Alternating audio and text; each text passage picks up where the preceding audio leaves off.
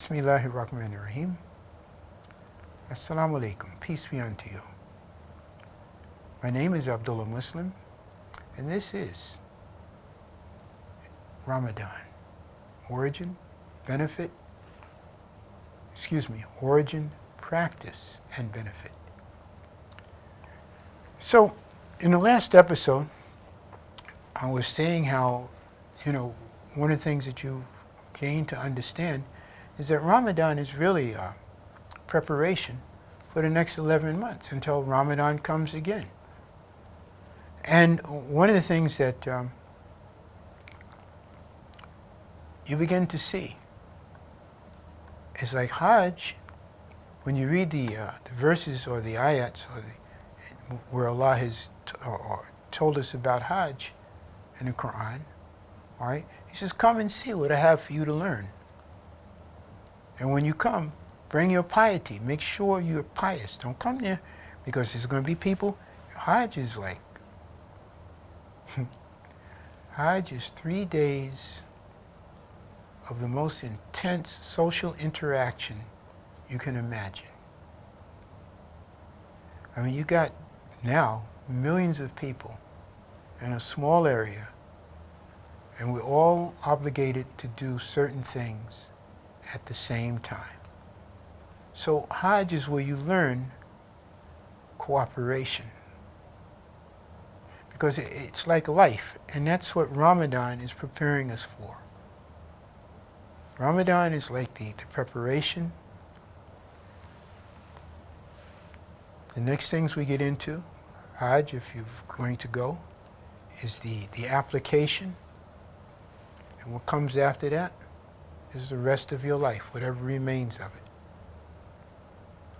So, during these days of Ramadan, the last 10 days are the most intense. These are the days when Muslims are looking out for one particular night, commonly referred to as the night of power, the night of honor, the night of dignity. There are a lot of different translations of the meaning of it. And it's the night that's worth 1,000 months. I think it's like 83 and a third years or something like that of blessings from Allah, barakat. And the things that we do during these last 10 days primarily take place during the nighttime. During the nighttime, not during the day. During Hajj, the benefit is during the day. During Ramadan, the greater benefit is during the night, even though we're fasting during the day. But that fasting, from what I can understand, is preparation for, what comes later on in the evening, which is the intense prayers, commonly referred to as the Taraweeh prayers. The benefit of Ramadan, it's not that I'm going to lose weight. This is just a 30-day fad, 30 days I'm not going to eat nothing. There's a whole series of different disciplines that go in to these 29 or 30 days of Ramadan. And that 29 or 30 days involves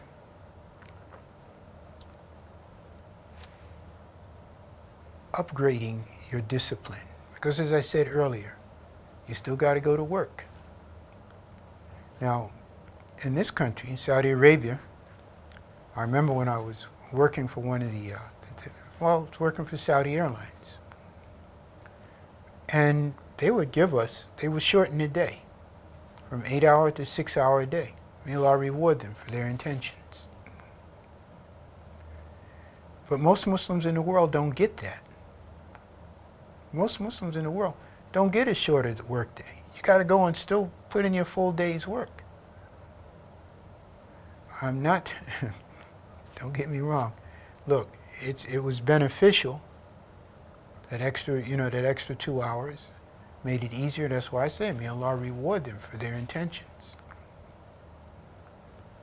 But those days, the discipline, I remember when I was in the U.S., and I used to live 70 miles from my job. I went to work every day. Every day I went to work. And fortunately, I had a good supervisor who came over to me one day. He says, Abdullah, he says, isn't this Ramadan? I said, yeah. He says, aren't you supposed to be fasting? I said, yeah. He said, well, how come you haven't asked me to, to go and, break your fast, in the evening, because I was working afternoon shift from 3 to 11. I said, because I got to work. He says, well, look, he says, well, here's what you do. And he was a European, okay, Eurocentric, as we could say. He said, you just go in and take your normal lunch hour, and then when it comes time for you to break your fast, you go and you take another half hour and break your fast. So I didn't want to be ungrateful, and I took it. I took the time. And I was thankful for that, but that was it. You see, the discipline that you gain during Ramadan is once again something that a lot of people are very jealous of. I remember recently in the news, I'm watching the news, and they got these rebellious, poor rebellious, misguided people who refer to themselves as Israeli Jews. And one of their rabbis was saying that we've got to stop Ramadan. I don't know why he felt that. In all the years that they lived with the Muslims, in all the years they lived in countries where they were under our authority, our governmental authorities, we never did nothing to them.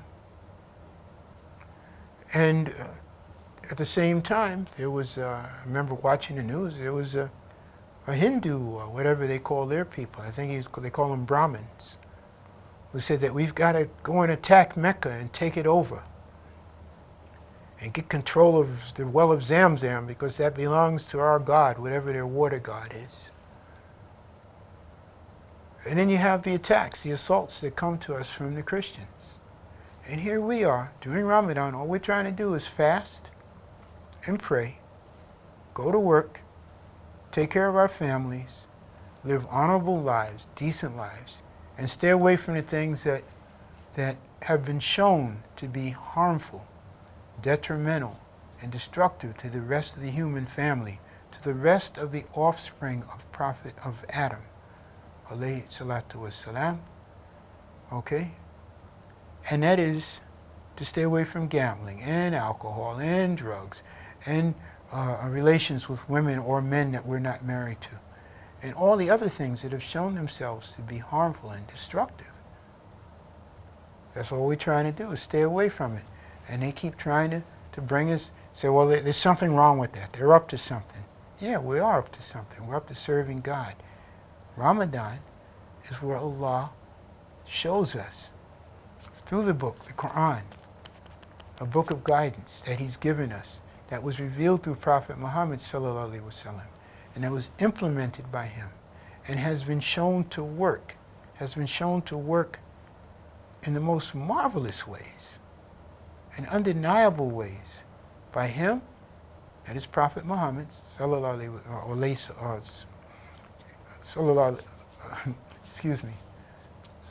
wasallam, and his companions, beginning with Abu Bakr and Omar and Uthman and Ali, and all of those who came after them, Hassan, the son of Ali, and right up till today, we've had righteous, decent Muslims who have shown that this book is the guidance, because that's all we got. We don't have Prophet Muhammad in front of us, but we have the book that he left behind in different languages. The best book to read, the best of these books to read, is the one in the original Arabic language, if you can understand the Arabic. But if you can't, Go into it in your language, seeking guidance from Allah. You will be guided, and you'll be guided in the right way that will have to help you to achieve the success of Jannah. Look, maybe next episode, inshallah, we can move on. And right now I'm saying to you, Assalamu alaikum wa rahmatullahi wa barakatuh.